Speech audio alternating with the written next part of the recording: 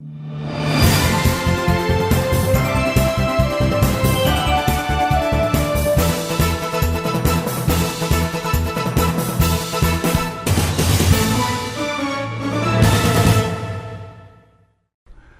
my good friends. Welcome to the show, Jack Chow on the East-West Show with the G&E TV.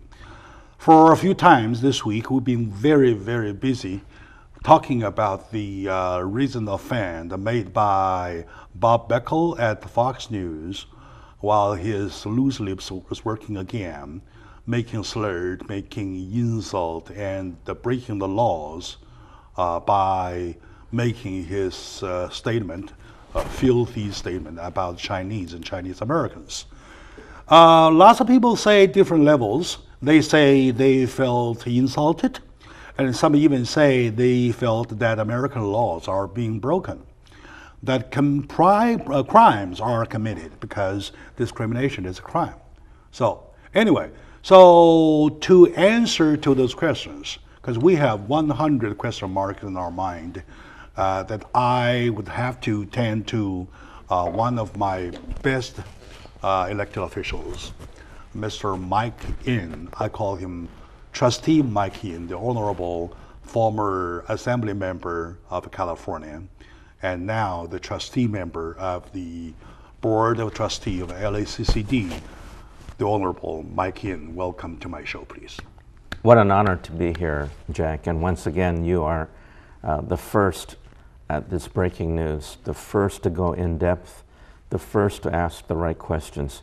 Thank you so much. You have a true impact on the community, and that's why I will always rush to be on your program. Very much. Thank you very much. Speaking of rush, though, by the way, you're one of the very first, responded to my invitation. By the way, to my audience, I invited a bunch of elected officials, VIPs in my eyes. They are either elected officials, professionals, school leaders. Such in Mike's case, he's everything. So to come here to talk about the issue, to give their statement about this whole thing, right? Yes. So, Trustee Member In, how do you feel when you first get this news? When you directly heard, or either heard about it? So what was your first response? My first response, Honorable Jack Zhao, is one of extreme personal revulsion and hurt. I say that because the C word, it's very hard for me to say it, was used against my relatives. First against my grandfather, who was brought here to work on the railroads. Sure. And he counted about how a day did not pass when he heard that word directed against him in Northern California. As you know, there was a lot of hatred against the Chinese. They were brought in from all over the United States and focused in the Bay Area because they were hated all over the place.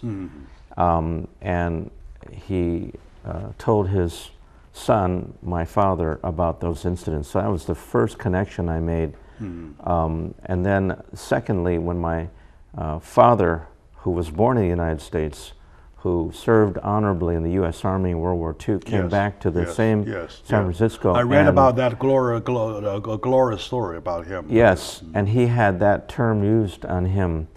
And so it wasn't something that was directed in general. I felt it was a direct attack on my family because I thought it would not happen again. How could it happen to the grandfather, and then to the grandson, and now to the son, and then now to the grandson. And it's happening in 2014.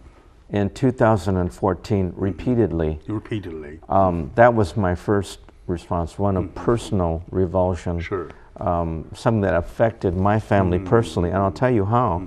My father was so offended at being called that term and being thought of, not just called that name, but being thought of as a second-class citizen, that he did something that has hurt our family for many years. He asked the children never to learn Chinese. Oh my God, oh my God. And that has set me back tremendously.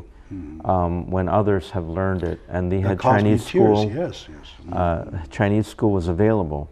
But he thought that if we went to Chinese school, we would somehow speak with an accent, and all those horrible terms would be directed against us. What he did not know was that the hatred for these my ancestors was not based on how you talked.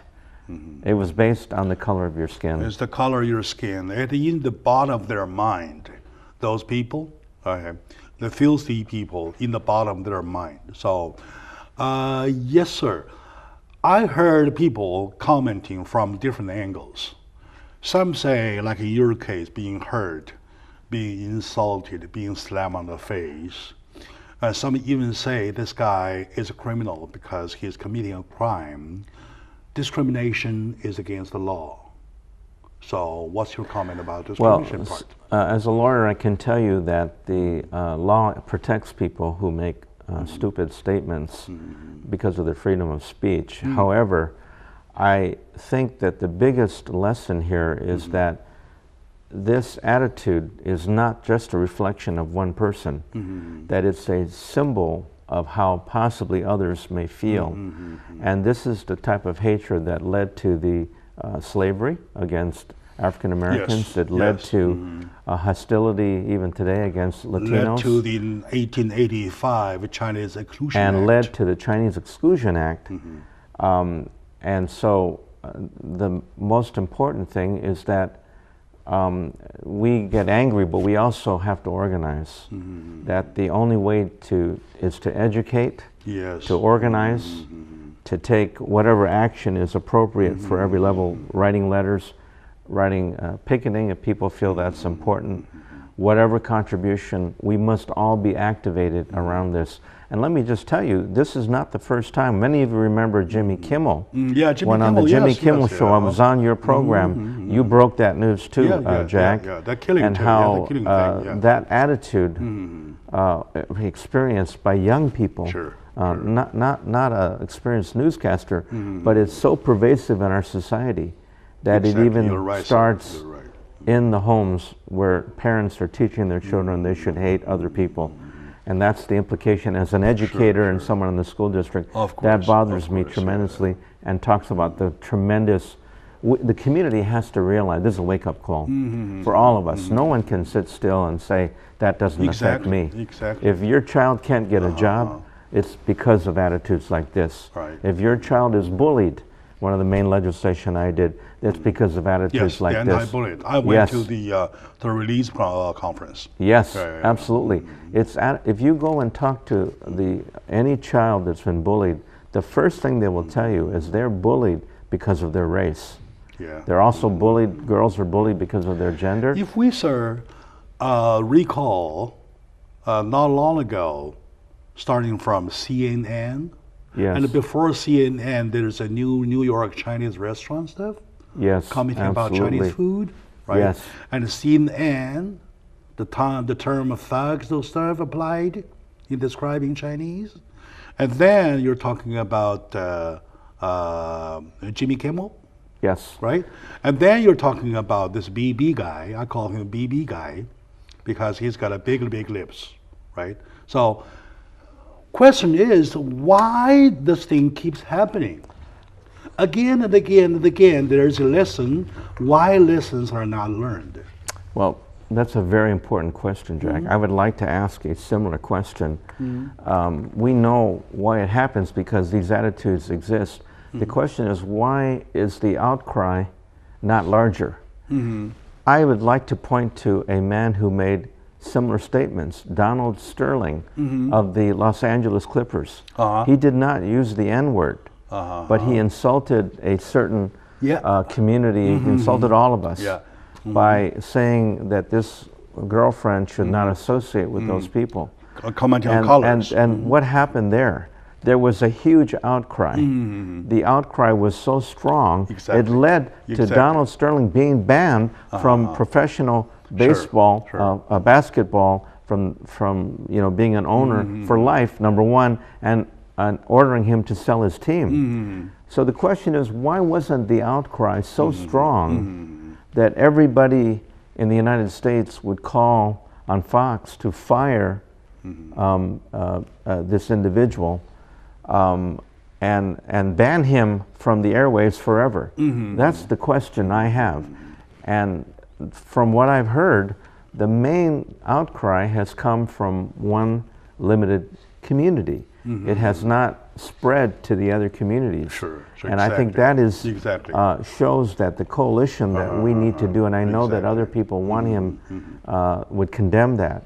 And so we've got to, we're weak as a community politically perhaps, and we're also need to make those ties with other decision makers that are not Asian. Yeah, exactly. Right? If we have to choose to be on the fair ground, though, if you compare a statement made by Donald Sterling and the statement made by Bob Bickel, which is more discriminating? Bickel was worse. Worse, even worse. Worse. Even worse. And yet the outcry... Why would everybody take the Sterling comments as the discrimination statement, and this one is only an insult? No, it's not that way. Let's take a short moment now. I'm so glad you're here, sir. I feel excited about it. Let's take a short moment out. When we come back, we keep finding out there is something to be pointed out, to be pinpointed right there. Stay with us.